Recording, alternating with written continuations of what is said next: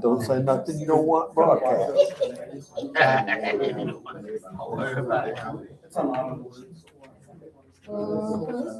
had that. Had the house kind of.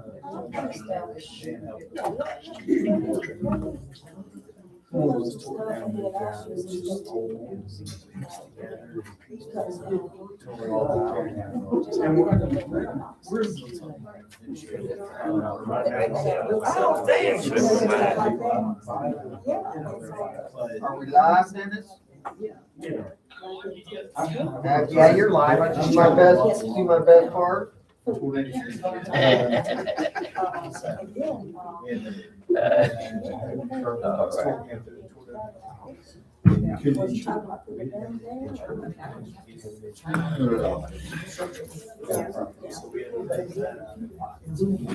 kind of putting off and putting off and putting off. The actual.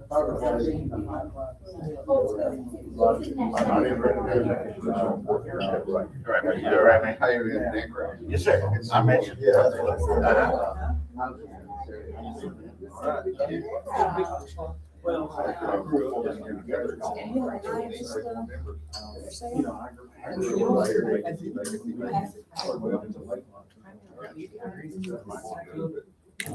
I got about 3 months.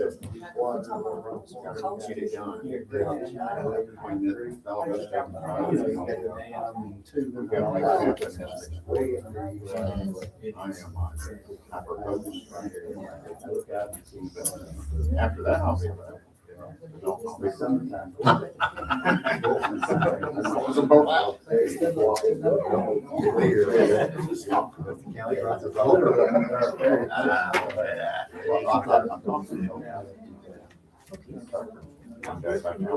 All right. Next one. Finally on the right track. Hopefully it works. Well, a lot further than it's ever been. Yeah, no doubt. It'll take a while. All right, man.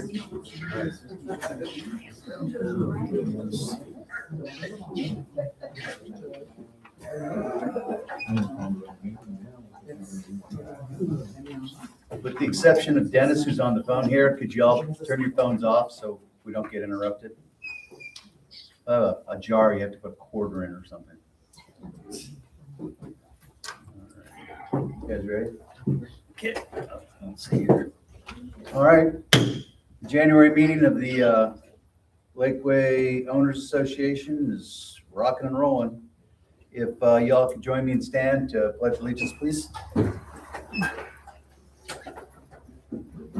Pledge allegiance to the flag of the United States of America and to the republic for which it stands, one nation, under God, indivisible, with liberty and justice for all.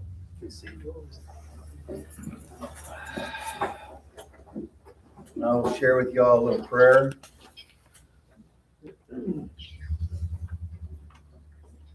Heavenly Father, we come before you with gratitude for the opportunity to serve and for the trust placed in this board.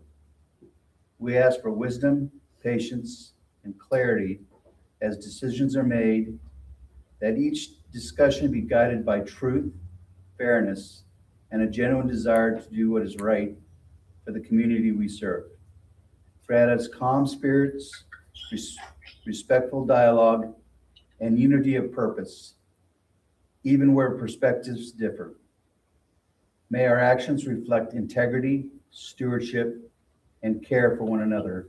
And may this meeting be conducted in the spirit of peace and mutual respect. Amen. Amen. All righty. Roll call. Dennis Granger. Here. Present. Randy. Here. Al. Here. Patrick. Okay. Dennis Granger is joining us from someplace colder than here by telephone. And so his participation will be telephonic. And he can also see us through the internet. Also, for those who are joining us on the internet, welcome.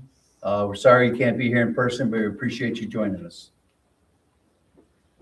Has everybody had a chance to look through the minutes? Yes. Any questions about the minutes? Dennis, any questions? No questions. All right, can I have a motion to approve the minutes as they're printed? I make a motion to approve the minutes. I'll second it. Motion made and seconded. All in favor, say aye. Aye. Aye. Any opposed? No. All right. The financials, you also were given a balance sheet, a P&L, and an overview of the last 2 months since we took over of income and expenses. Did anybody have any questions about anything that was spent? It's all stuff we talked about before. We're taking in more money than we're spending, which is a good thing. Any questions about any of the financials? I don't have it. No? Dennis, anything? Nothing. Okay. Can I have a motion to approve the financials? Make a motion to approve. I second the motion. All those in favor say aye. Aye. Aye. Any opposed? Okay, the minutes are approved and the financials are approved.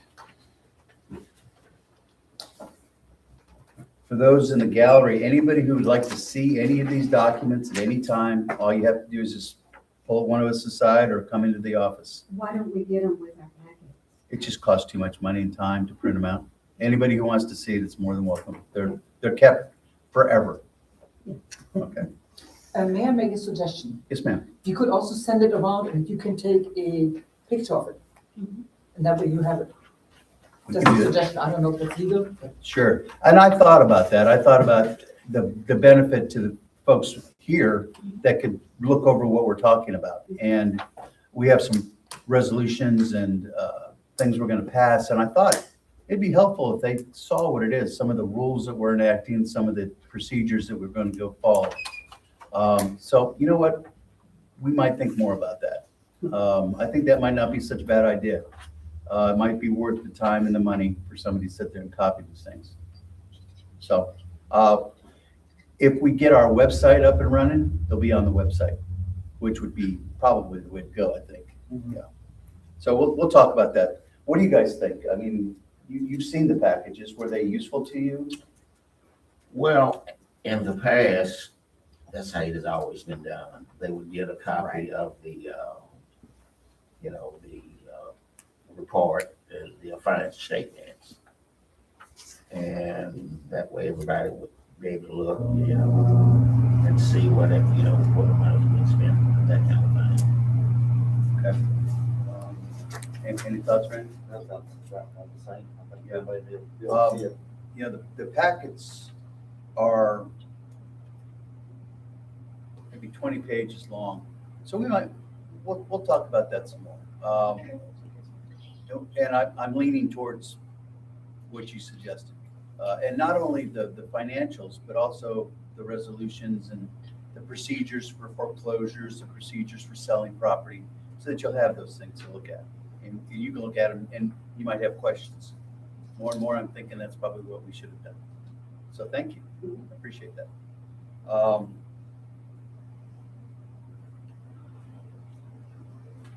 I included a form for anybody who wants to complain, the ACC complaint form. And that's for any deed restrictions, violations that people might notice in their neighborhoods. They can fill out, they must fill it out. There's no anonymous, he said, she said. It's got to be in writing.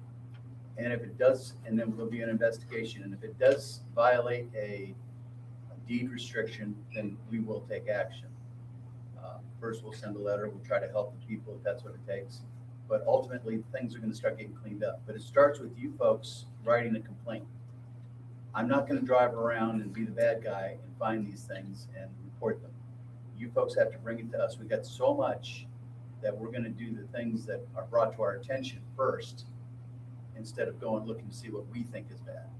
You know, all of us have places in our neighborhoods that we're not happy about.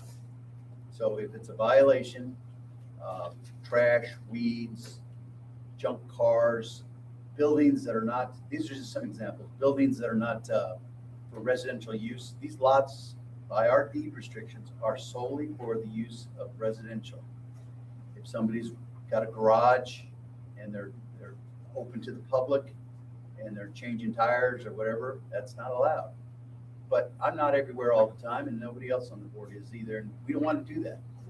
We want to try to help people if we can. But if there's violations, it's not fair to the neighbors. It's for residential use.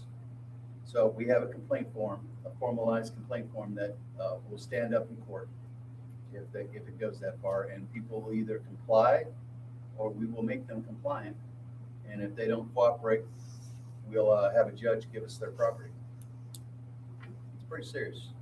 Enough of these abandoned buildings and yards filled with garbage from one end to the other. It's just not right. Any thoughts about that, guys? Any thoughts, Dennis? Did you look over the form? Does it look like it's Yes, gonna work? so it'll- yeah. Okay, all right. To that end, is there anybody that has any thoughts about what I just said as far as ACC being reinstituted and complaint forms and complaints being handled properly? Do you have some of those complaint forms here? Yes. Yes, we do.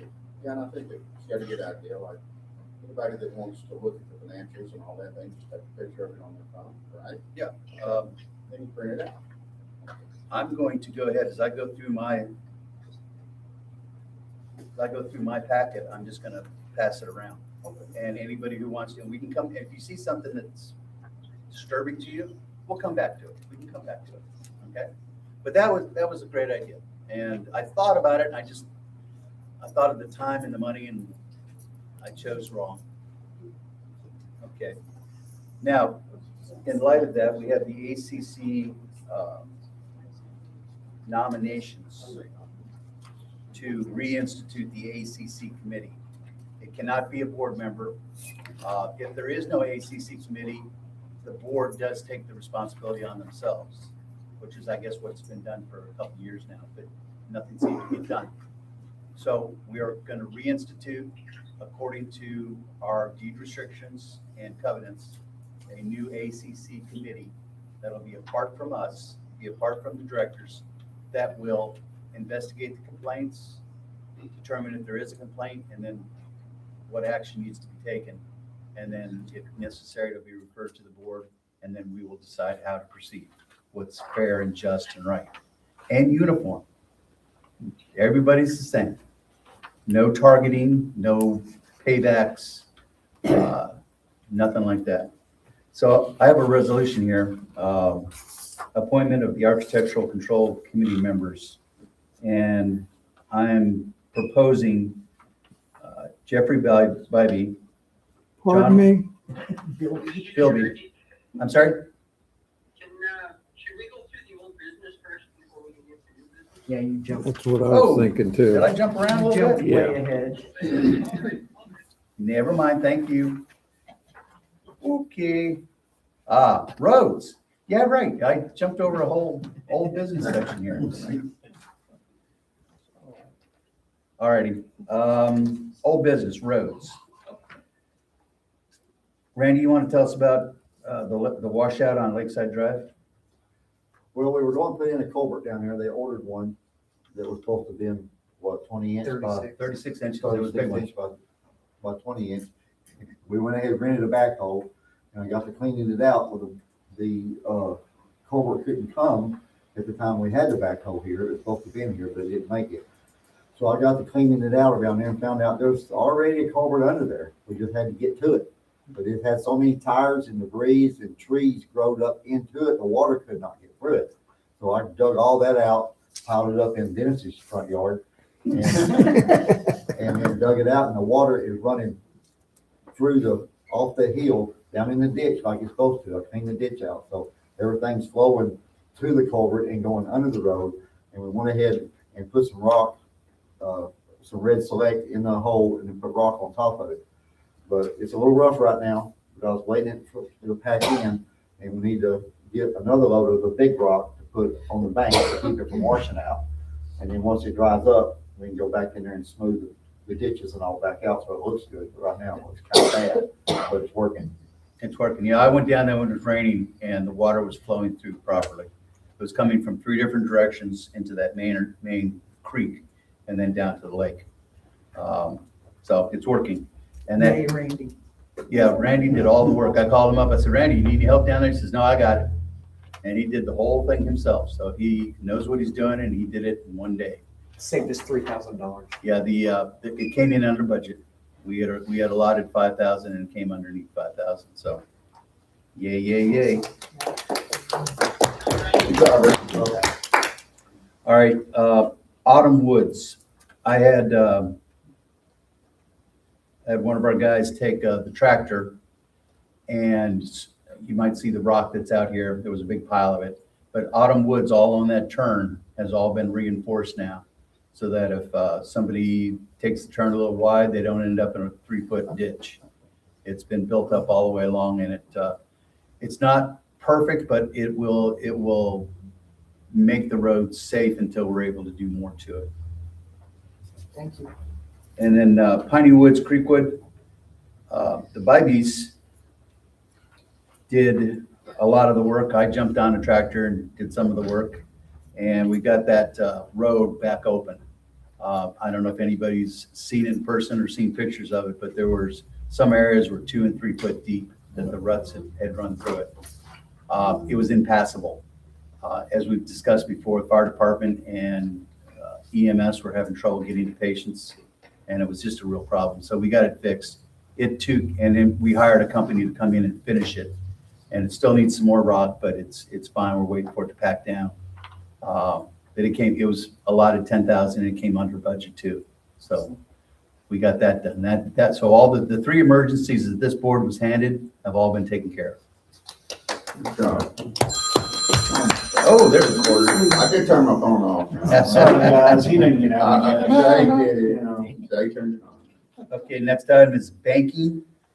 We did get, it was like herding cats trying to, the bank was very particular about how we did it. So we all had to get there individually and get the new signature cards. But we got the new cards, we got the new credit cards, and I reviewed maybe 12 months worth of statements, and everything looks like it's in order. There doesn't seem to be any malfeasance at all. It looks fine. And then we're taking care of it from here on out. Invoices for the 2024 and 2025 assessments. The first pass went through. We went through all 1,267 lots, and anybody who owes us money got an invoice. And we adjusted for the overpayments, and we billed for the 2025, and that money has been coming in every day since. And people that we've never seen before are coming in and paying their bills. Yes, ma'am. What about the ones that need a refund? Aha, second pass. We're in the process now of going through all those that we owe money to and taking out the overpayment or the overcharge and calculating in the overpayment and then preparing, and we have to discuss what we want to do next. We've only had 2 people come in and ask for refunds, and I just put them off for now until we can decide what to do next. Any thoughts, Dennis, on how to handle it? No, I think we send a letter to the individuals or the parties that have overpaid us and ask them what they want to do with it. That would be my suggestion. Whether they want to donate it or whether they want to Let it use it or run. just check back. Okay. We good. Sounds good to me, yeah. Any thoughts from people who in this room may be owed money or? What was that he said? He said, thank you. He said we should send a letter to everybody that we owe a refund to and ask them if they want to donate the money, apply it as a credit to next year's, which is 6 months away, 6, 7 months away, to that next year's dues, or give them a refund and see what they want to do and give each individual an opportunity to decide. We do have enough money to pay everybody back, if anybody's wondering about that. Before you spend it. Due back in Halloween, right? Yes, it was due in September 1st. We were, the last board didn't send out invoices. It was not done. And we have now done it. So there's been 2 times since the overpayment? No, just No. one And time. then one time you should have paid, right? One time they were given the opportunity to pay the wrong amount, and then we did another billing for 2025 with the corrected amount. Okay. And now some people are owed some money from 2024, and that's what we're trying to decide, how to disperse that money, or Okay, so we're just waiting on information to come in the mail. Yes. Right. Okay. Yeah. That works. okay, so then that's how you folks want to handle it. I'll come up with a letter, and is it all right if I just go ahead and send the letter out when we identify the people we owe money to? Right. Is that okay with you, Dennis? Yes, sir. Okay. To go with the invoices? Yes, yes. Okay. We'll have a different letter in there explaining Right. why we're writing to them and giving them an opportunity Or to with their statement. a choice, and they can send it back to us, call us, whatever they want to do, or we can follow up with them. And it's one person at a time that I have to look at, make corrections. Yeah, there's no easy way to do it. Yeah, it's How many not, are there? it's not easy. I had that number, but I don't have it handy. What was the question? How many are there that are due refunds? Do refunds? Probably 300. About 300 people, and it's anything from $40 to $300-400. So what's the plan for the ones that don't respond? Yeah. Because I would say it would be pertinent to settle that one way or another now Mm-hmm. versus having it come back 4 or 5 years from now of somebody claiming that they were owed money and they want interest and yada, yada, yada. Well, Like I would say, to me, it would make sense as a business guy to Well, then- settle it up and get it resolved. Well, then what we could do is put that in the letter itself. Say that if you don't respond in a certain amount of time or whatever, then. Right, it's that you all waive right. any rights. or not waive, claims. or we'll just carry it as a credit balance. Yeah, we'll Yeah, or you carry can it. carry it as a credit. Yeah. Yeah. And Something like that. and that way, after 2 or 3 Something like years, that should be considered. after 2 or 3 years, if these folks that just don't respond, eventually the dues will get eaten, the credit will be getting eaten up by year after year dues. And it's nobody's entitled to a whole lot of money. There's one or two that the most is like $2,700. But that's only like 2 or 3 people because they own like 30 lots. Okay, and they paid. A lot of people who owed a lot of lots that would have had to pay a huge amount of money just didn't pay because they knew it wasn't right. So we're fixing. So that's what we'll do. We'll send out a letter and give them options, and with a statement in there saying, if you don't respond, we'll just assume that you want a credit balance. Otherwise, contact us on where to send the money, or give us an affirmative that you want to donate the money. And you said you have already done the invoices? We've done the invoices for people that owed us money, because I ain't stupid. But we've already done- And now we're going through and doing the ones that we owe money to. Right. But we didn't really, And we gotta wait for everybody to get their letters. If you know we have a refund, why can't we come in and get our refund? I think that would probably be, well, what do you guys think?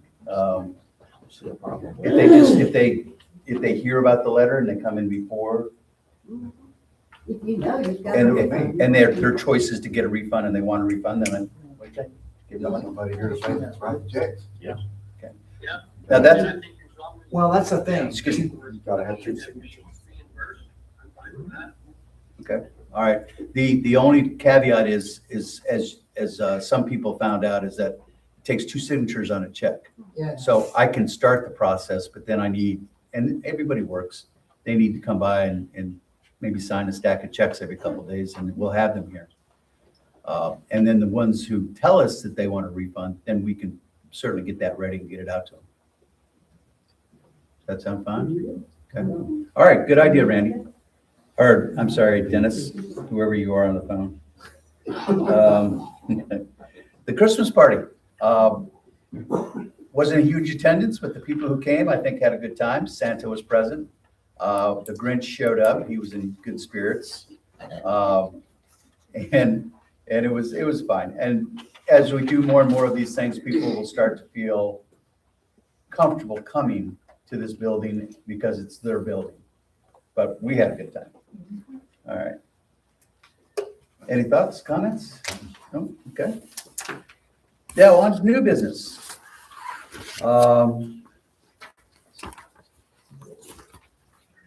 Was there anybody here from the Road Warriors? I thought not. Brett called in sick. Okay. Some of you may remember that the Road Warriors was a group of folks over in Section D that banded together and demanded that we give them money to fix the road, that they were tired of the board not fulfilling their obligations. I offered to go to their meetings, they declined. I asked them to give me an idea what they were going to do. They gave me a drawing, but not much more in details. We asked them at the last meeting if $2,000 would help them to get started. They said yes. We gave them the $2,000.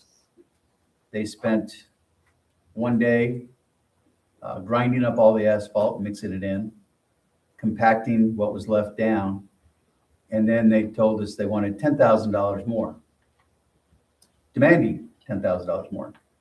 And quick poll of the board, we declined, and they walked away. They said, fine, you do it.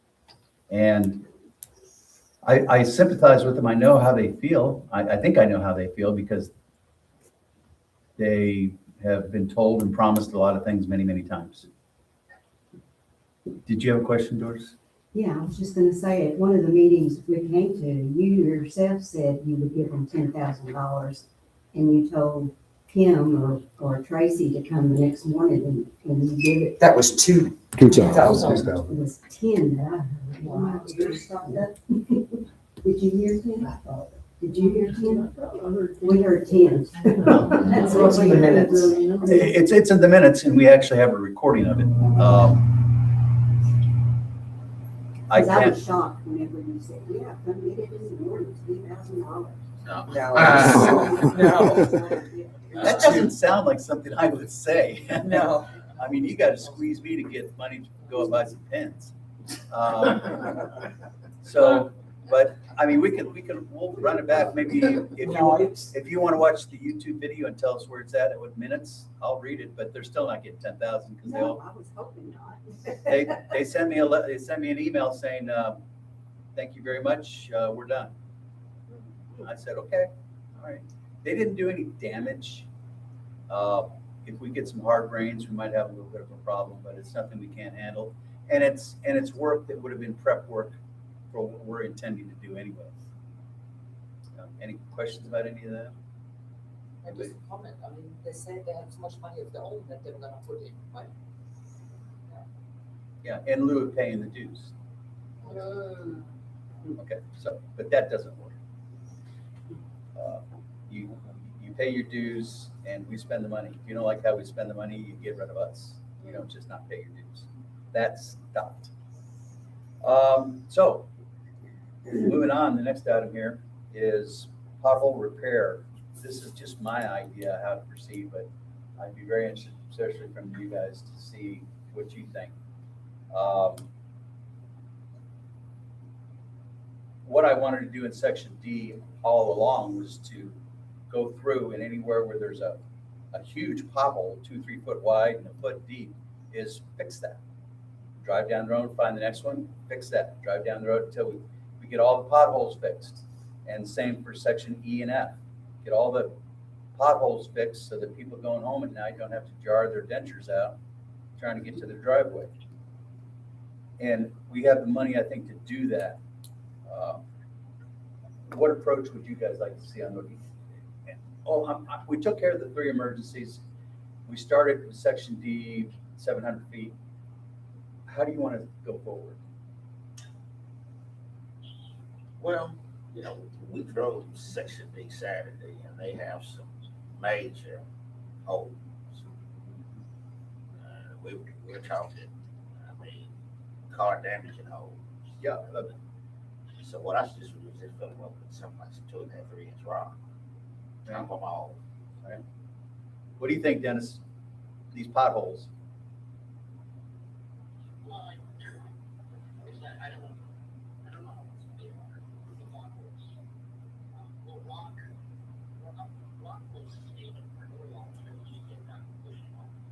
Well, I drove the sections with James from Asphalt Plus, who did the manicuring of Piney Woods and Creekwood.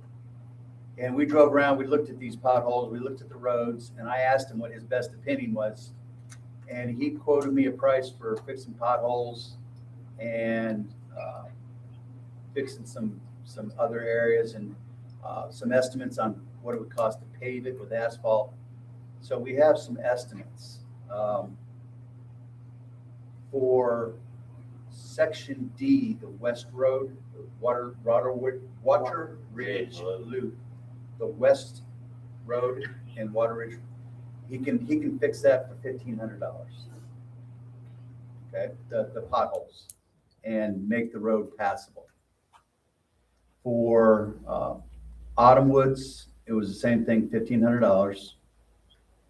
And then for rock, for Lakeside, 12 by 24 inch rocks to secure that bank. Both of those was $2,500. No, together. And that would be 25 tons of that rock. There's a ditch that was put in on Piney Woods that worked fine. When it rained real hard, the water came down the road, everything stayed on the side of the road in the ditches that we put in, and it made a turn. But the concern is when it makes that turn, it's eventually going to dig that out if we don't put some large block in there to bounce the water around the curve. He also said that when he does a pothole or repairs a piece of a road, that he will put ditches in so that it won't run across the road anymore. It will no longer be a pothole. Because what was happening before is they were fixing the pothole, but not fixing the drainage ditch, the drainage problem that dug the ditch or dug the pothole. So he will include the edges of the road. And he's offered, as long as we keep giving him work, that he'll keep giving us the same price. He's not going to increase his prices. I mean, the material is what the material is. He's charging us about $200 a day for his labor and his men and equipment, which is really good. The section D folks, they paid $500 for one guy and a dozer. But it was a big dozer. It was a big dozer. You could take a house down with that thing. And what he did well. Jimmy's willing to do all of our roads, all 7.5 miles, as we can afford it. And there's a certain level that I'm not going to want the bank accounts to get below. And we'll just call that reserves. But after refunds are made, or however that turns out, the money that's left, 100% of it can go to roads. And we just have to figure out a way to do that. Right. A methodology to where he knows that each week he can come over for 1 or 2 days and do quarter mile or 2,500 feet of road or something like that, and make sure that if nothing else, it's just got gravel and ditches. And there'll be a point at which we'll have to look at where the water is coming out of the ditch and running across the road, but it'll be obvious then. Say, oh, look right here, we got to put a culvert in here, and we'll let Mother Nature tell us where to put the culverts. But the culverts they won't run across the road. It'll just it'll be a mile wide and 1 inch deep. What we want it to be is 2 feet deep and 1 foot wide, and then we know where to put a culvert. And ditches will do that for us. So the water will run off the road into the ditch and then downhill. So how do you want to proceed? Dennis, any ideas on where we go from here on fixing roads? Yeah, so you said the costs were $1,500, $1,500, and $2,500 for the rock on the edge of the road, right? So Correct. Right? Yep. So that's about $5,500, I guess, in my estimation. Yeah, I think so, yeah. So to me, I think that's not a bad price. Is that a complete 100% fix? I don't know. I'd have to see it, but I think to me, I look for the other fine folks sitting on the board which is our worst section that we're talking about. And let's tackle that section and see what it looks like. if we think it's good, we all agree that it's gonna surpass what we're looking for at that, that price, then we move on to the next one. Okay, my concern is if we pick out any one section to work on, it's not fair to the other 2 or 3 sections that have been neglected for so long and they have serious holes. He's only probably got so many people as well to do the job, so you plan on doing it all in one time? Like, what's your plan? Did he say he'd have it all done in a week, or is it a month, or? Well, I don't think Just make it fixes? we can afford to do it all at one time. I think we have to work into it week by week and monitor the money coming in, monitor the money going out. And when we have a surplus, we take on, maybe we just plan on doing the worst of the worst until everything's pretty much up to speed. Well, I think that's what I said. Oh, okay. All right. Great idea, Dennis. And let's get it fixed, see what it looks like. And if it meets our needs, then we'll move on to the next one, depending on the financials and whatever we got money. But give the community our commitment that, we don't want to waste anybody's money, but if it looks good, it looks like it's gonna stabilize the road, then we'll move on to the next one. Because we, unfortunately, don't have the staffing to do all of them at one time. Say they do one road, see what it looks like. Yeah, it really does. Do one road all the way through? Mm-hmm. Right, in section D, the worst part, to let him fix all the potholes there, see how he does it, how it holds up, before we turn loose on the rest of it. You had a question? Well, I just kind of wonder what and guys, I don't live out here. I have the property as a second property, so, but I can tell you, I drive my little red convertible down Autumn Trail. And it gets through right now. It's a lot better than when we first bought the property. And I wonder more, like from my standpoint, I wonder more, what is the long-term plan versus playing whack-a-mole? Okay. You know what I mean? Like we're fixing a pothole, we're fixing a pothole, but we all know that pothole is gonna be back 8 months from now. We all know that, right? I mean, you go up Autumn Trail, you're talking about culverts. There's right when you turn just across here, you go around that bend. Yeah, and they just fixed that. And that's just gonna wash out over and over. We know it. But at the end of the day, are we just spending money kind of playing whack-a-mole? Okay. Versus what is the long-term plan of stashing money back to do real road enhancements? And what are those road enhancements gonna be? Are they pulling out one road at a time? Which honestly, you said, one section may get mad because they did it. But to be honest with you, I'd rather you just replace the whole road at one section down here that's more busy and fix the whole community better and make it better than playing whack-a-mole on Autumn Trail. Okay. So that just my 2 cents. Got you. The long-term plan is dues are never going to do anything other than whack-a-mole with our dues because it's such a low amount. The long-term is to hold a vote to increase the dues to some amount, do it properly this time so it sticks. And also, I have high hopes, and I think I was going to get to this in a little bit, but I have started 53 properties into foreclosure. Now, it's about a 6-month process because we have to respect the rights of the homeowners or the landowners. But that money should start to come in. We've already seen just the threat of that. The first letter, people have come in and settled up their accounts. And these accounts go back years and years. But as I've told them when they came in, and I've told everybody since, I'm not playing. We are going to have the ACC clean up these properties, and people who have just neglected their responsibilities for 50 years, it stops now. And I've got 53 cases that I'm filing, well, that have already been started. And that represents 32 owners. Now, those 32 owners are going to decide what they're going to do. They're either going to settle up, and we'll have some money, or we'll auction their property off. Then they will be forced to settle up. And, some of us are going to get good deals on properties. We'll have new neighbors. We'll have new people come in. that will pay their dues and improve the property.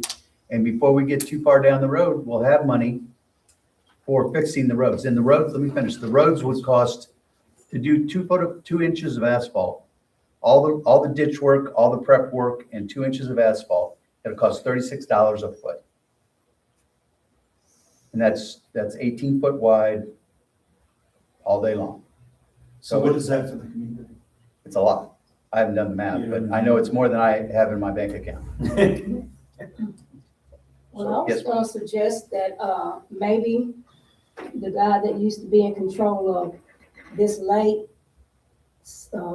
Road, who had a 5-year plan, Mhm. that got dismantled, maybe him and, somebody else just know what they're doing with the roads could put up another 2 to 3 year plan. Okay. Doing the potholes is fine, but this road has stayed up pretty good, I think, for the last couple of years. But they did have to set aside money, and I think it was, about 50,000, to complete that road. Something like that, yeah. You But I can, mean, they made sacrifices. you can do about 600 feet of road for a little bit over $20,000. How we did Lakeside, Lakeway Harbor, we say we cut back on everything. It took us about 1.5 years to come up with the money. We started out with just 600 feet from that hump to about right there. Mhm. The next section cost about 45,000. We went all the way to D section, and we turned in and we stopped there. Mhm. And he was charging $35 a square foot. A foot. Linear foot. Yeah. And that includes prep work and everything. That's why $36 is a real good price. Yeah, years ago it was 35, and I've seen Al's 5-year plan, and it would have worked if they just kept after it. What I'm suggesting is, until we get some more appreciable cash rolling in, that we fix the potholes so people can get to their homes. Well, that's the only thing we can do for right now, but we do have a plan. Yeah. But it takes money. And the money, can I say something? Sure, go ahead. The money coming in like this year and next year will be less even, or potentially less because of the people that overpaid in 24. Now, it could end up netting out because, like Patrick said, we're getting payments from people who haven't paid in years. So it could net So out. will the properties be seized, the properties that are, I don't want to say seized, however you phrase that, taken? I assume all of that will be auctioned off on the market, and then that would come to the POA Yes. to be reserved for improvements such as roads? Is that Yeah, kind of the it's- thought process? We've discussed it in the last meeting. The idea being, the process is just for assessments that are delinquent. They get a letter saying you're delinquent. They get 30 days to take care of it. If they don't take care of it in that 30 days, they get another letter, and it's a pre-lien letter. So you have another 30 days to cure. If after those 60 days, they still have not come forward and paid, I put a lien on their property. And I send them a lien letter. Say, we now have a lien on your property. We record it with the county. 30 days, I've sent them a letter saying, I'm going to start foreclosing on your property. Settle up your lien. If they ignore me, 30 days later, I ask for a court date. We go before a judge. He orders a sheriff's sale. It's sold for the taxes due on it, and it's sold for the assessments that are due on it. Anything over what's owed goes back to the owner. Okay? If nobody bids on it or we don't get enough money, the county and we have the option of buying the county out and taking the property ourselves. They have the option of buying us out and taking the property also, although we have first whack at it. So we'll either get the money or we'll get the property. If we end up with the property, the next procedure would be that we will have a silent auction for members of the POA. Everybody who lives in the community or owns property in the community will have, it'll be handled here at a meeting, and they'll see what's for sale, and they'll be able to have a sealed bid. We'll seal them, we'll lock them up. None of us, by law, none of us can see the bids. And then on a certain day, we'll open them up, and if we get enough money on that particular bid, there'll be a minimum bid. If nobody bids on it, we still own the property. If somebody does bid on it, then if it's over the minimum, then they get the property. If nobody bids on it and we end up with the property, the POA, then we have a choice of either using it, putting it on the open market with a realtor, or developing the property for the benefit of the POA, maybe rental properties, maybe enlarging a park, whatever we might want to do with it. If it's a piece of property that we find a use for, we'll keep it. If not, we'll sell it. All that money is going to go back into the POA for improvements and betterment. Roads. Right. Roads. Yeah. That's usually the biggest thing is roads and utilities. Our utilities are pretty much spoon fed us every month. Everybody just pays their own portion of it. But there's, things that can be done in the future that we've never had the money to do. This is a beautiful property here. I've been told nothing but saying, listen, if you guys ever got your act together over there, you'd be really well off. And I agree. But this is where we're at right now, and we're going to go from here. Sir, Sir, one more question. So, and I think what you're doing is exactly correct, and you're gonna, like, people come out of the woodwork, all of a sudden, you go, oh, well, let me pay, please. But once you get that lot, and the sealed bid, et cetera, how many lots do you think are out there that y'all could either get your money for or sell? How many total do you think that is? conservatively going through the books, 300 lots. 300. That's a lot of money. Is it required for the POA guidelines to go through the POA for a bid first before going to the open market? No, that's just been my preference, that people who have suffered the decades of neglect should at least have the first benefit of benefiting from a sale. That people that live here, because we have investors now calling every day saying, I want to buy properties. Because they want to they see the potential and they want to benefit from it. I think that the people who live here should have first opportunity to benefit. That's just my opinion. Now, the board, when we start getting these, we have 13 But properties. can you do something like an open market, sorry, not to get too involved, but Yeah, can you okay. do something like an open market listing or open market option with a POA right to match from a member of the POA to kind of counteract that and ensure you get the most money? Versus just limiting it to the POA, you're only going to get a certain number of bidders, Well, right? it's not gonna be limited. Okay, maybe I It's misunderstood. gonna be Maybe I just the misunderstood. first choice. If nobody from the POA buys it, then we can. There's gonna be a reserve. In other words, y'all have a minimum. It's not an absolute option. Oh, okay. Right. Okay, I Yes, no, misunderstood. there'll be- I there'll be- misunderstood. There's That there'll was be an reserve. amount that y'all want for that lot. We're not gonna give it away. We'll make it I sweet. misunderstood. We'll make it sweet for the owners. Right. If they want to buy it. If we put it on the market, we're gonna go full market value. And they can fight over it. That the homeowner association is gonna benefit from the sale of that lot. Yes, Right. absolutely. Not only in Regardless. duties, but in some value as well. So y'all set a minimum, just like an auction can do.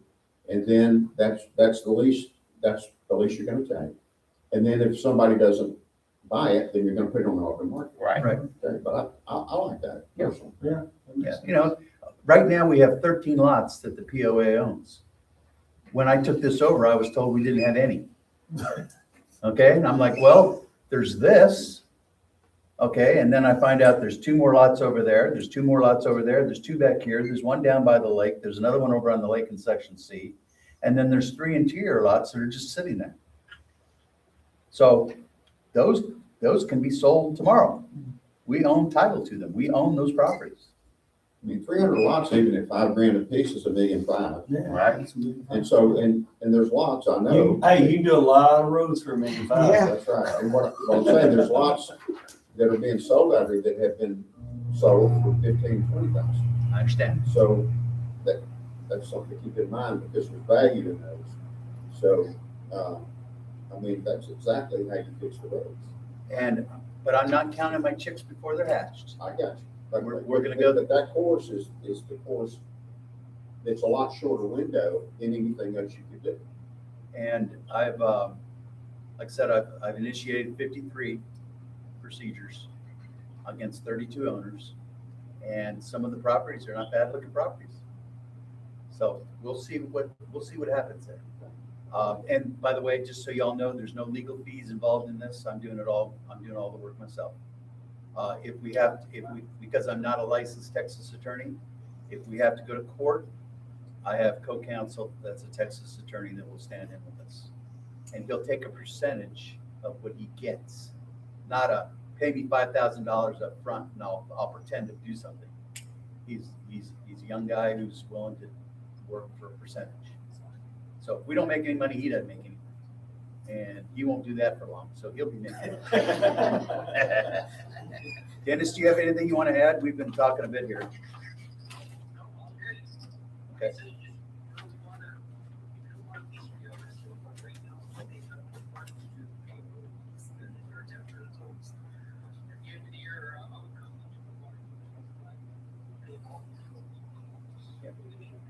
That's the end goal, is to have asphalt and ditches on every road, culverts where it's necessary, and then have a periodic maintenance program where it's upkept. If there's a pothole, and before it gets to be a 3-foot pothole, when it's only a foot square, we'll go down to Home Depot and get a bag of pothole filler and fix it. And we'll just stay on top of it. Creekwood, I noticed, is not, at one time the asphalt was pretty good, but now there's a lot of potholes, and those potholes are getting bigger every time I drive down the road. We fix them now, you can save that asphalt. There's some sections that the asphalt's just beyond help, but it can all be crushed and made into road bed. I got one more question. Yes, sir. So have y'all checked into, and I know this, they tried to do this years ago, but when, say you're going to do the roads, and now you have the money, say, through the main road, where most people travel, wouldn't it be good to build those roads to county specifications, to see if possibly, and we could get with the county commissioner, and once we get these roads done, donate that to the county and let them maintain the roads from now on, if you build them to county specs. When I first bought here, I was, can't do that, it's been tried, can't do that. Not true. So I called the guy up, and he called me back, the roads engineer for the county, and I said, "Hi, I'm from Lakeway Harbor," and he started laughing. And I said, "Why are you laughing?" He says, "Oh, I know who you are. I know. We've been down there many times, and we've presented proposals many times, and the board always told us it's either all 7.5 miles or nothing." And we said, "Well, we'll do all 7.5 miles, but you got to get them up to speed." And I said, "Well, did they ever suggest maybe we just do the main road, and have you take over that main road that's in pretty good shape?" He says they wouldn't go for it. So yes, when I get people to where they can drive to their home, then I'll talk more to the county once we get a little further down the road. But there's also the question, do we want the county in here to do that? I don't know why we wouldn't, but some people might not agree. We're just the board. It's you folks are the decision makers here. You have to tell us what you think. Well, you know, I know a lot of the rural areas, Smith County, Henderson County, Anderson County, a lot of those roads aren't maintained very well. Yet they stay on top of them and make them come out and fix them. So I I'm don't saying, know which, you know. yeah, because if we dedicate the roads to the county, they're not going to let us go out there with a tractor and fix a pothole. Well, at least you got somebody to yell at them. You can watch one guy work and 5 guys watch. So that's it on potholes. That's kind of where we're at. We're at the road, right? Where we're at right now is, I guess, and Dennis's idea is we play whack-a-mole a bit because we have nothing else we can do. And then looking down the road, we'll see how the money comes in, and then we'll start maybe having some bigger ideas.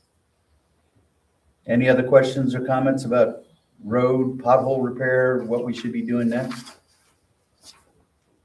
Okay. All right. A new website.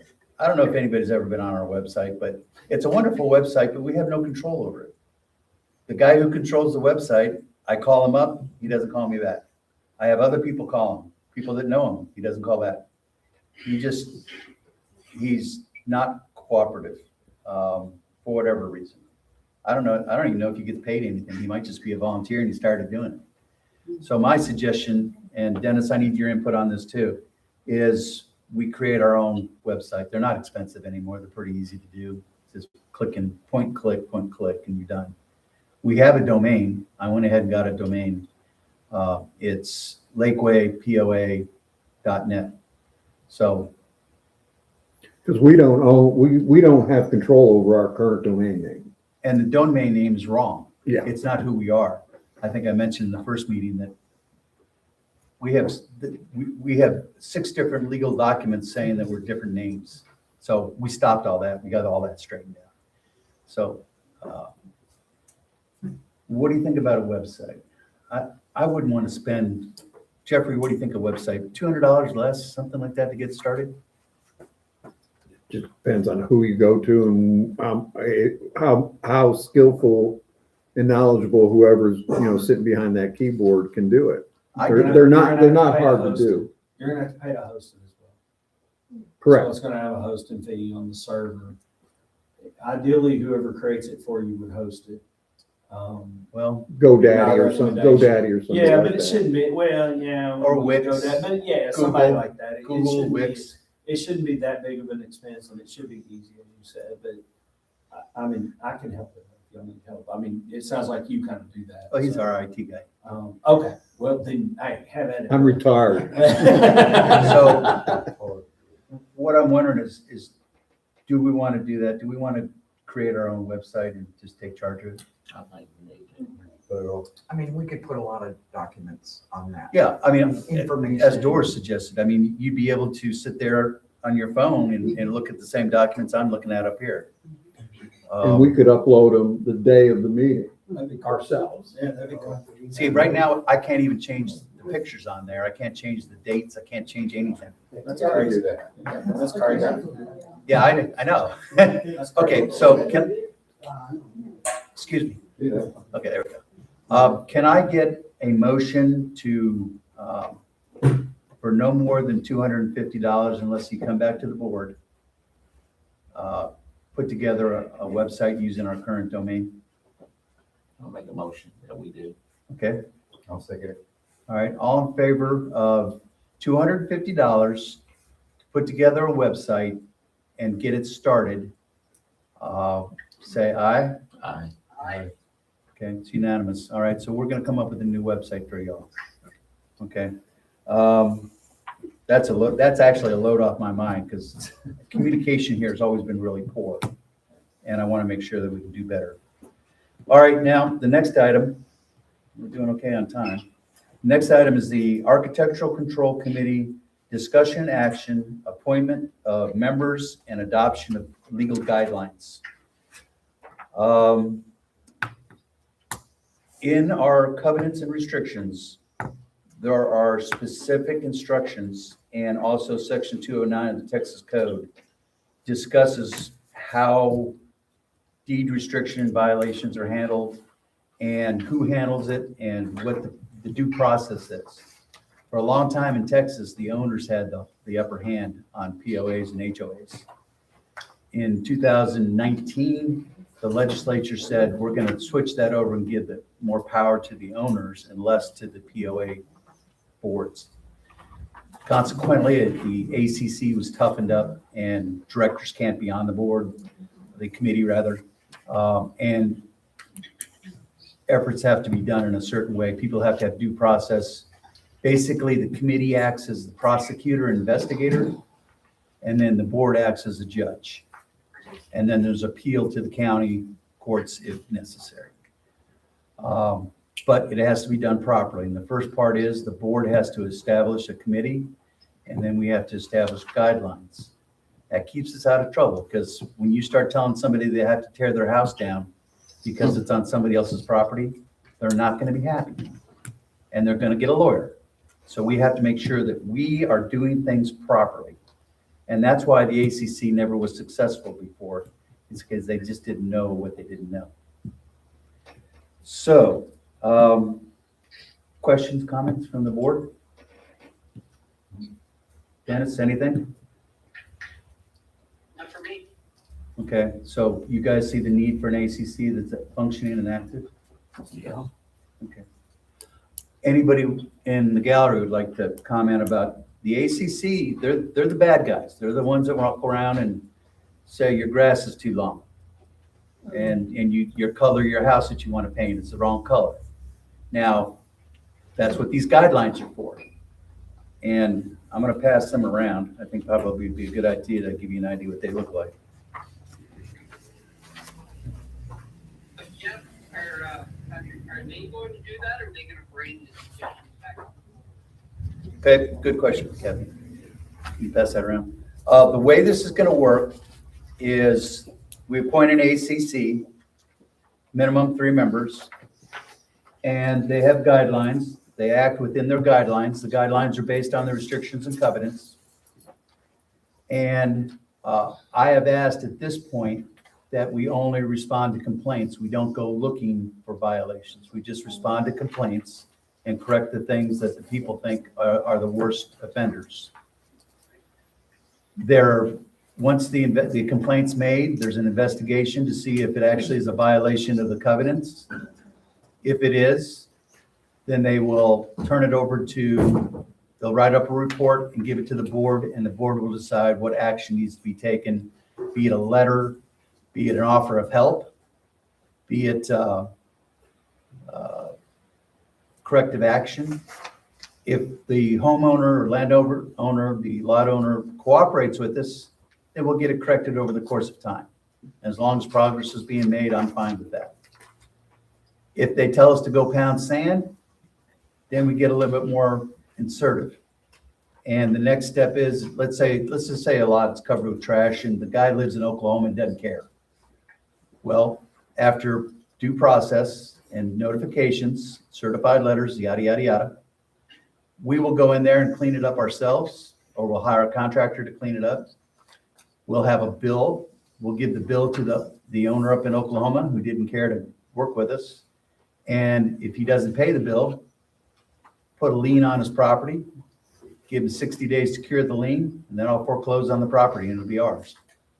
That's a whole separate thing than the assessments. Another quarter. I'm up to 50 cents. So, and so that, Dennis, that's how it works. Can I work in the kitchen?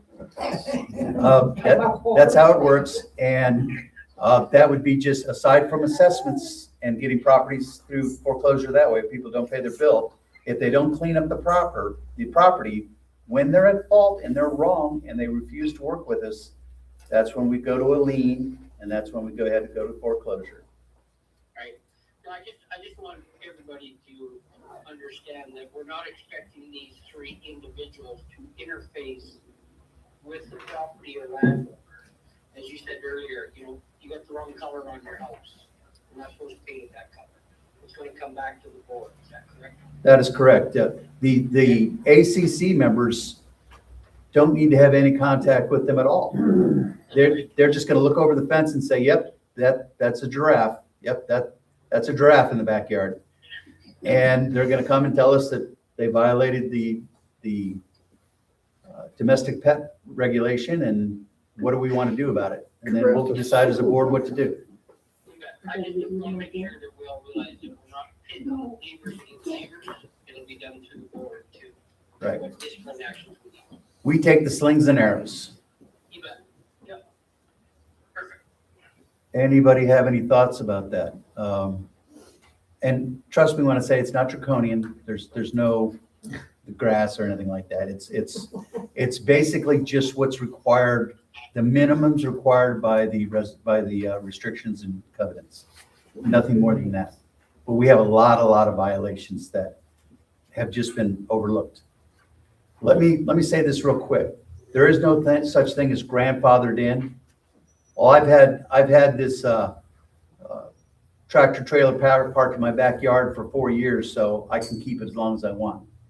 Inaction by a prior board does not mean that our hands are tied. Any board can take action to enforce the regulations. Dan. So bringing new mobile homes in, for instance, what is the criteria for that? Because someone told me something about them having to have the foundation. I know a lot of the lenders do require that, and they have to have it anyway. But is that something y'all are gonna require if somebody wants to move a mobile home from a park, for instance, to put it on a lot over here and make them put in that foundation and all that stuff? Is that something y'all are gonna try to enforce here? We cannot expand upon the restrictions. The restrictions are it's a contract between the landowner and the developer that started this place. And those restrictions are handed down, and it's a contract. And we can't go beyond the contract that as it existed when this place was made. So is there a year model? Are y'all going by your model or condition? Well, what we had talked about was anything that's over 5 years old was not gonna let in. You know, I've seen houses that are a year old that look worse than that. Right. Some that are 20. Yeah, I understand. So I was in the mobile home business for a long time. Mhm. So I can tell you that condition is the thing. Your model, mobile homes don't even have a year model anymore. You have to go back to the date of origin, manufacturer's date, all these things. But condition is what y'all need to be looking What at. we can do is have them You set. can't, I mean, you get mobile homes, I'll say mobile homes 10, 20 years old, especially with metal siding, vinyl siding. They look just like a brand new. And so you gotta be careful about keeping people out of here. If they've got something that looks really bad, it can't come in. But I think you almost have to look at that house and see, of course, this guy knows, you know, he moves them, so he knows exactly what I'm talking about. And so, you know, I think that's 5 years that's not all at all. Well, maybe we can get some pictures of the inside of it. There are limitations to what we can do because we cannot expand upon if, for example, no aluminum siding, just for example. If it's not in the restrictions, we can't come up with that requirement. Well, is the 5 years in the covenants and everything? No. No. Okay. No. Well, then, So I think you just have to do it. Very, very carefully. And you know what? Use some common sense and good judgment. And I've told people that we have enough major problems to last us the next 12 months before we ever get to anything that's questionable. Well, when you start selling these lots, and people are gonna want to bring in mobile homes. New stuff we can control a lot better, but old stuff, we have to make sure that we do no more than what the restrictions allow us to do, or we'll get sued. I mean, that's just the way it is. Now, I was told tonight that somebody was standing out front and saw a FEMA trailer be pulled in here. No notice to us, don't know where it's going. It's less than 600 square foot, so it's not allowed by our restrictions. Well, in the morning, I'm gonna go track down where that thing went, and we're gonna have to talk to the ACC about stopping that. What about tiny homes? No, 600, the restrictions say nothing, a minimum is 600 square foot. That's just a minimum. There are some hard and fast rules in the restrictions and covenants. And again, we can't go beyond that. We can't say, you know, you have to have a pitched roof of 512 or something like that. If it's not in the restrictions, if we can't quote it verbatim, we will lose the fight. And I'm not into losing fights. I'm into winning every single fight, every single time, or I'll negotiate. Sir. I mean, I just want to caution, like, I'm all for cleaning everything up, and I understand it and I agree with it, but I also don't want to pull out some old guy who's been here for 30 years. Like our place, when we bought it, was a hodgepodge that he pulled out more or less and it was a trailer home that had been adapted with an extra unit and then another expansion, and it was all just a bunch of hodgepodge. But I kind of, the spidey senses in me go off a little bit on something like this going, I understand what you're trying to do. You're cleaning everything up, and I appreciate that. And I think it needs to be done. But I also don't want to pull out some 65, 70-year-old who's lived here for 30 years and go, hey, your place is no longer allowed. I mean, that kind of sucks.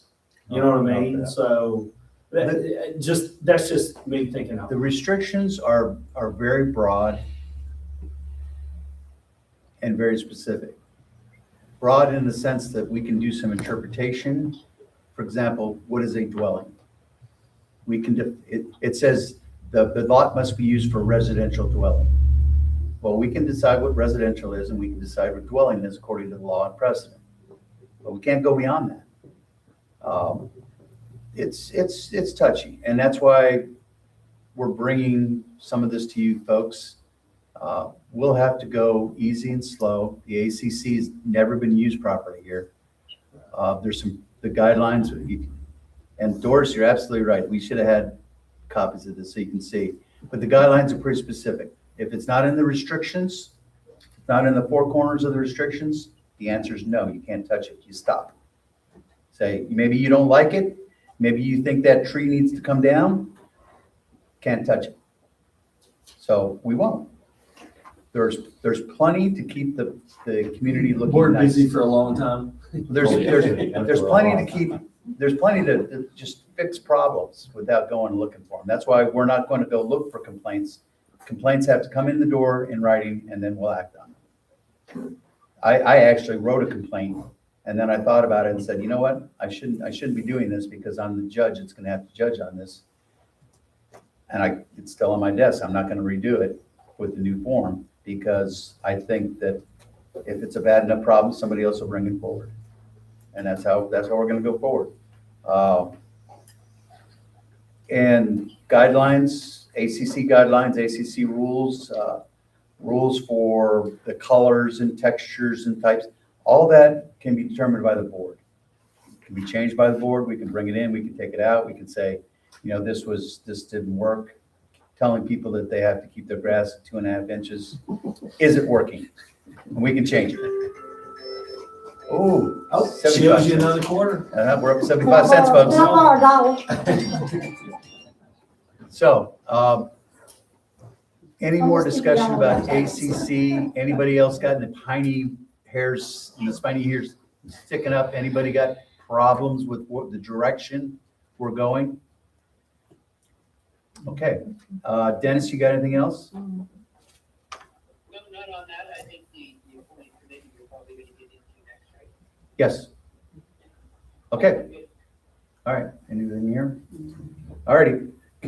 You have in your packet a resolution to appoint those 3 individuals, Kim Namath, Jeffrey Bybee, Bill B. Bill B. Get your name right, would you please? And John Rankin to the ACC.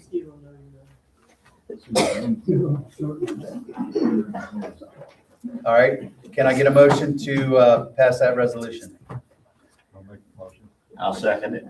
All in favor of appointing these individuals to the ACC, say aye. Aye. Aye. Any opposed?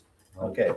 Also, you have guidelines for the ACC. You've all had an opportunity to read through them. Can I get a motion to approve the guidelines as they're written? Second. All in favor of the guidelines, say aye. Aye. Anybody opposed? Okay, passes. We'll be very careful with the ACC, folks. We are not looking to persecute anybody. We only want things to get better. And my goal and my hope is that 2 years from now, we'll have enough money that if somebody has been in their home for 30 years and their place looks like it does because they don't have any choice, that we'll be able to go in there and help them. That's my goal. Not to put people out, but to help them live with dignity.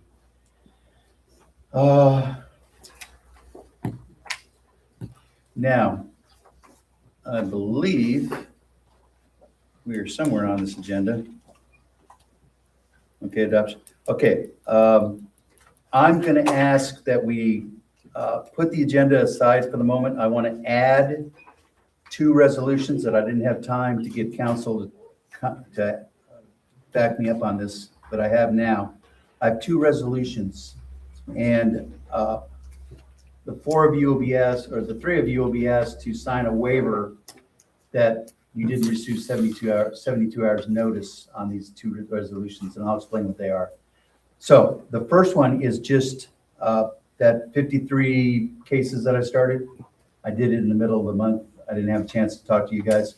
All it is that you authorize me to pursue those 53 cases with the ultimate goal of either collecting the money or foreclosing. Yes. So that's the first resolution. Can I get a motion to adopt what we call batch 1 delinquent assessment notices? Motion that we. Okay, ratify the batch 1 delinquent notices. Can I get a second? I second. All in favor, say aye. Aye. All opposed, say nay. I'll let you guys see what it looks like. And the next resolution is the same as the first, it's just for the next round. I started with 53, I have another 37 coming. And I want to go ahead and start foreclosure process. Again, it's a 6-month process. But that's what the second resolution is the same, except for the numbers changed. How many? 30? 36.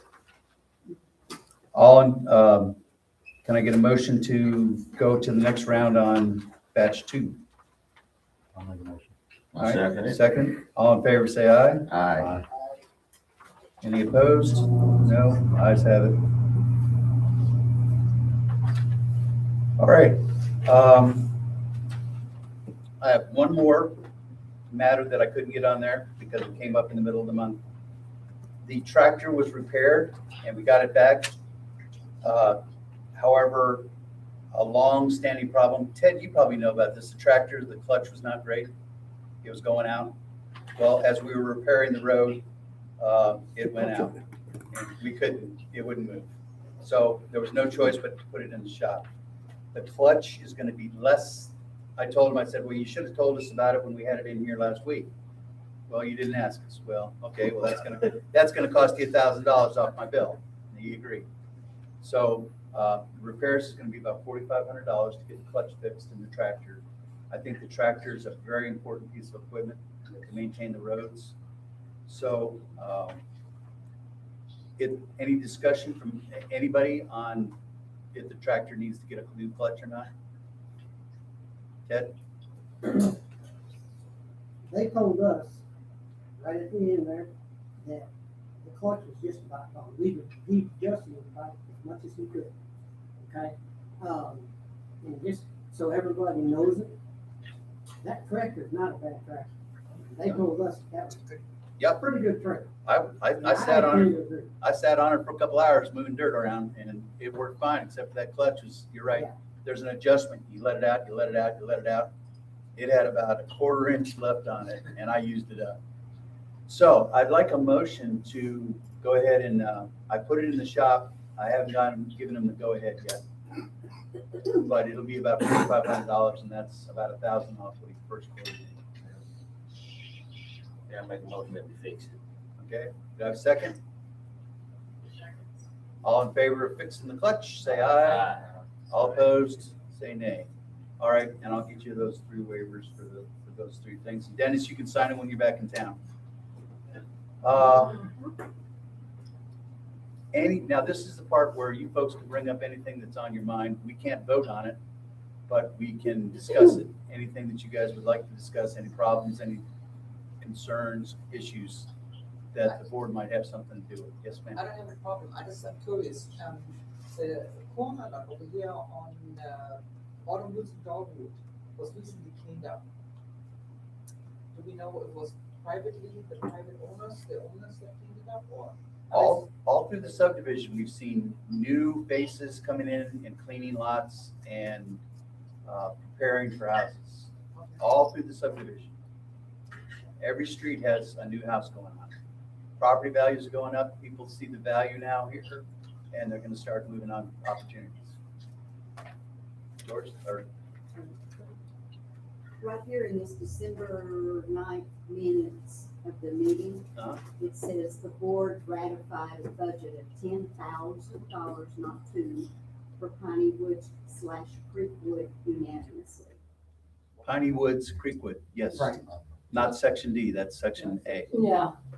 But you're absolutely right, we did do that. Yeah. So maybe that's where you heard that number. Uh-huh. Okay, that's fine. Yes, sir. Just another tidbit of information from the tractor. Good. I don't know the name right off the top of my head, but we had a tire replaced on that tractor. And from what I was told, it was dirt cheap. And I don't know, it should be in the record. Or I can get it. Yeah. Don't just go buy it. No, everything else on the tractor is in good shape. That clutch was a known problem. I remember hearing about that a year ago, so.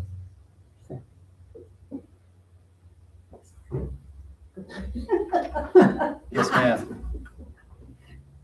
Did I hear some scuttlebutt about building a building out here to do storage and for the tractor and stuff? Is that? It's something on my plate. We have a nice tractor. We also have, in the office, I have a whole list and inventory of tools that we own. They're not to be found. They're gone. So my thought in that is that we get a storage building, and we can park the tractor inside and lock the door. We've got a lawnmower too, I think. Is that the? Yeah, right. We've got a lawnmower too, I think. And it It is needs to be on. Yeah, I know. John Deere. Are you putting it on the tennis court? Yes. Do you, Where to put it. excuse me, No. I'm sorry, ma'am. Jeffrey, thank you. Do you have we were gonna put it on tennis court. Did you have another idea? I was just curious. Is it okay with The reason you? I'm curious is because. Yeah. It seems like that tennis court is a dumping ground for the metal and crap, and it's like right in the front door. Have you seen it Okay. lately? Have you noticed the I cleanup? have, yes, Well, I we're have. cleaning it up. But here comes a building, and here comes, I'm just saying, Shelves, you build the shelves, you'll find something to put on. yeah. Well, I think the reason that we spent the money to clean that yard up, and we cut all the vines and Yeah, it weeds. looks very good. It does. Okay, thank you, is because people live around that and they look out their window and they see that, and I thought it wasn't fair to have them looking at a junky yard Yeah. that's used for dumping. Yeah. Also, might say the same thing about a tractor, but if it's inside a nice building, it'll look a lot better. We can take all that stuff that you say is getting thrown around, we Yeah. can store it inside. Yeah. And we can buy things in bulk, like asphalt repair, by the pallet, and it's a lot less expensive. But I haven't brought the idea of a building to the board yet, but that is something that I'd like to do down the road. But I want to make sure that the potholes get filled before I build a building. Because people driving home, they're gonna see that building and say they can build a building, but they can't fix my road. Right. Yeah. That'll be thrown up So fast. I have to be sensitive to people's feelings and the way they've been treated in the past, and it doesn't get repeated. Any other thoughts or any, yes, sir? Hi, sorry I got here late. but- Yeah, you were late, by the way. Basically, You're buying lunch next time. dogs running around. Oh. Is there anything to be? You see my face right now? That's because I was up from 3:00 this morning until 6:00 with a dog 100 yards from my window. Barked nonstop for 3 hours. Yeah, I have the same problem. I talked to our county commissioner this morning, and said, hey, do you guys have an animal control department or not? And so, oh, yeah. And she wrote back, said, yes, we do. Nothing we can do. You're on your own. Our shelter's full, and we just need to increase adoptions. Well, there you go, adopt that dog and train it. I'm gonna adopt it, all right. And you know what? I don't blame the dogs. I blame the owners. I blame some of these dogs have collars on them. If I find out what yard that dog belongs in, that person's gonna hear from me personally, not as a board member, just personally, that if I get woke up, you get woke up. So I was not happy, but yes, and it's also danger. I was told that yesterday there was a lady that was standing over here in this lot doing some cleaning up, and a dog charged her and backed her down and barked at her for, I don't know how long. I don't know who told me that. But that's dangerous. Yes, well, only 6 months ago, I got bit by a dog out here. So. Okay, so I don't know there is a solution, but it's overwhelming. But if the police that are responsible for responding to those types of things won't do it, what do we do? Yeah. As soon as I go out there and fight Fifi, and their owner comes up and says, oh, my poor dog, it never got out. And I don't want to do that. I'd rather shoot the owner. Yeah. So that's been immortalized on YouTube for now. We don't really just 5,000. So I hear you. Do you have any suggestions on what to do about the dogs? I'm riding my bike, I just carry bear spray. Okay, does anybody else have any idea what to do about these stuff? You could throw them in the pen over here. No, can't. It's against the They law. snuck in. There is, Tennis court. okay, Yeah, just- there is a process by which citizens can take action. You have to document the occurrences of when you see the dog running wild. You have to document who owns the dog. You can bring it to us on a complaint form. It would be under the deeds and restrictions. It would be under safety and health. And we could notify the owner that they have a nuisance. And if they don't fix the nuisance, again, this is pretty extreme. I don't know of any case that I've ever done where it went this far. But the people they can't make them sell their property, but we can make them move out through court order. So but it has to be well documented. It has to come from the citizens, it's not something the board can do. So, yeah, it's a problem. I mean, and it's not fair to the dogs. Some of these dogs are starving. And when they get hungry and they pack, they turn into their wild instincts, which is not good for the cats in the neighborhood. One more thing. On Yes, sir. the complaints, do y'all have existing complaints now, like on Dogwood Trail, for instance, the 3 or 4 houses down there that have just been piling up for 10 years, so We have, you can go ahead and file those? we need all new because everything that was done before is stale. In the law, it's called stale. Yeah. It's the deadlines have passed, no action was taken. So we'll start fresh with an ACC properly formed, properly educated, backed up by the board, and we'll get things done. But it has to come from you folks. And I don't care if somebody walks in here with 30. We'll go through them one at a time. Anything else, folks? One Yes, little ma'am. thing. My grandson was here this last weekend and we enjoyed the playground. But I think the neighbors didn't. Right next door, it's really squeaky. You know, the swings are really, really squeaky. Is it okay if my son does supposed to put some Yes. grease up there? Yes, yes. Okay. If you do, be like the doctor, do no harm. But anything that you do to make things better, God bless you. Okay. Anything else? All right, I call the meeting adjourned. Dennis, you got anything?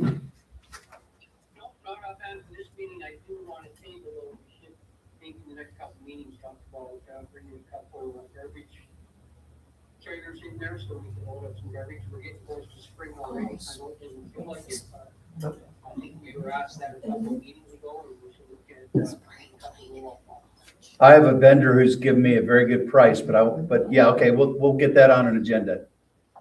Thank you. All right. Al, The trash company generally furnish those to us free once a year. They won't. They won't do it. they won't do it and they're raising our prices. Oh, okay. The water company's raising our prices too, by the way. Yeah. What? Yeah. So, yeah, for the garbage company, that's 2 in less than a year, 2 raises in less than a year. I'm looking for options. Some people won't come in here because of the roads.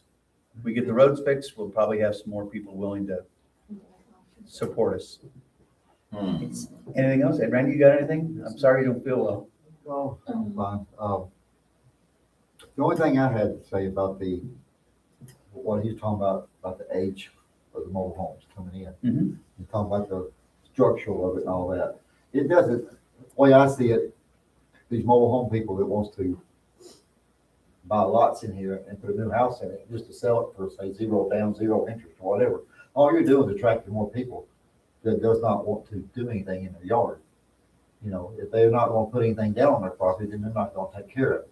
You know, I'd rather see an older trailer or somebody in an RV that's clean and neat, like the one on Autumnwood Trail, versus 2 of them that we have down there that has a brand new mobile home on it and 15 cars parked in front of it that doesn't do anything. One of them won't even mow the grass and the other one was like a parking lot. Exactly what that's exactly what the ACC's to do, is if they get a complaint about a property, and there's plenty around, I mean, we don't have to look hard, then we'll address it. And if I have to bring in a company on a commission basis, you know, they clean it up and we collect the money, they get paid. I'll try to find somebody like that. We might have to find somebody that we have to pay, but it's reasonable, a junk man or something like that. Or We can also, Dennis, you think about this, we can also hire a crew that works just for us. We can employ people. And we can get a lot done, but the ultimate bill is gonna go to the owner of the And land. what I was getting at was the part of saying somebody can't bring a house in that's over 5 years old. Now, Even though That- they have, that- I put that's one in, I put not one the in case. next to Jeffrey, or one for Jeffrey and them over there, that was a 99 model. no, And it looked like a brand new house. There's Now, nothing- they thought it was a brand new there's house. Well, that's nothing- something that we could talk about with previous board. That's not, it's not enforceable. no. If we try to pass a rule like that, as soon as we try to enforce it, somebody get a lawyer and slap us around. That's what I was. It's all about, it's all about What it conditions. looks like That's in the it. condition. It's Common conditions sense, good judgment. and its Look at it. use. It has to be for residential purposes. We have over, I don't mind saying in public, we got those 3 containers over on the county road. Some guy has got that property and he's put 3 containers on there, no windows, just 2 doors and an AC unit. And I do not think that's humane. And I'm hoping that somebody will write a complaint about that. And he and I are gonna have a little discussion about how much it costs to move containers out. Because nobody should be asked to live like that. And he's charging $900 a piece. Over 900. So it's just not right. You know, people who have no other choice because of their credit background or maybe some personal history, that's the only place that they can find. No. I can't, as a Christian, accept it. I thought it was just like a fishing camp slaves. No, I've talked to 2 of the 3 families and that's what they can afford. And that's what was available to them and they took it. No windows. I don't even think the county health department would allow it. And also minimum dwelling has to be 600 square foot, not 4 buildings or 5 buildings that add up to 600 foot. You have to have windows. You have to have And windows, certain size. you have to have ventilation, there's a lot of things wrong with that. Somebody please write a complaint so I can do what I need to do. We'll make lots of copies and have them right over there. Yeah, I had to make up 25 copies of the complaint form, so feel free to take them with you. I don't mind printing them out. Yeah, these are, we need a lot of these. Keep going There's a bunch busy. of them up here right now. Uh-huh. There's a bunch of them up there. Okay. Okay, if nobody else has anything else, going once, going twice, adjourned. Great meeting, guys. Thank you. Thank you all very much for coming. I want to say one more thing. I think y'all are doing a great job. Thank you. Thank you, Dennis. Now, where you going next? Bye. I want to support you. Okay, I'm just saying. that's a good idea. I thought about it and I just thought, Well, we can get a website going. We can get it up on the website. Right.